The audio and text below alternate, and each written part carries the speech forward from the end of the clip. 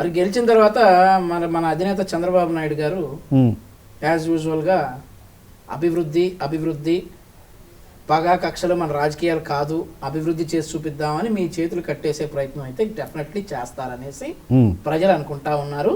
అదే నమ్మకంతో వైఎస్ఆర్ కాంగ్రెస్ పార్టీ ఈ తప్పులు ఎవరైతే చేస్తా ఉన్నారో ఆ నాయకులు కూడా అనుకుంటా ఉన్నారు.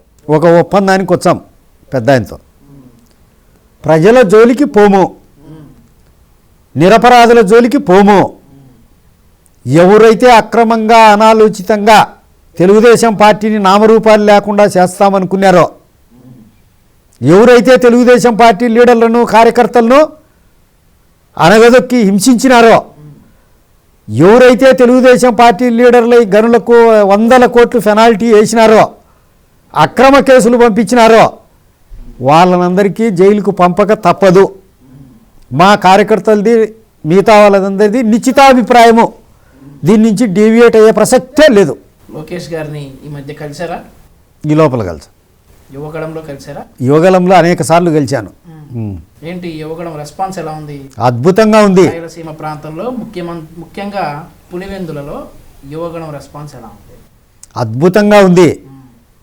మొదలు పెట్టేటప్పుడు ప్రతి ఒక్కరము ఏమి ఊహించినాము, ఇంత సుదీర్ఘమైనటువంటి పాదయాత్ర చేయగలడా అని అందరం అనుకునేది వాస్తవం. కుప్పంలో మొదలుపెట్టినప్పుడు రాను రాను రాను రాను చిరుతపులి వేగం పుంజుకున్నాడు. మాలాంటి వాళ్ళము అసలు వెంట కూడా నడవలేకపోయినాం. రాన్న అన్నగారని పిలిచినా అని పోలేకపోయినాం. అన్ని సమస్యలు, ఈ రాష్ట్రంలో ఉండే ప్రతి సమస్యను స్పృశించినాడు. సామాన్య కార్యకర్తలతో ప్రజలతో కలిసి వాళ్ళు ఏం తింటారో అదే తిన్నాడు, వాళ్ళు ఏ నీళ్లు తాగితే అదే తాగినాడు. 24 గంటలు జనం మధ్యనే ఉన్నాడు.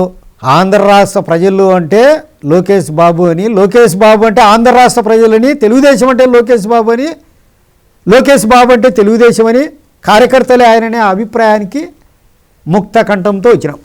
మరేంటి పులివెందుల ఏమనుకుంటా ఉన్నారు లోకేష్ గారి గురించి కానీ, యువగడం పాదయాత్ర గురించి కానీ? పులివెందుల ప్రజానీకం వాళ్ళ అభిప్రాయం ఏంటండి?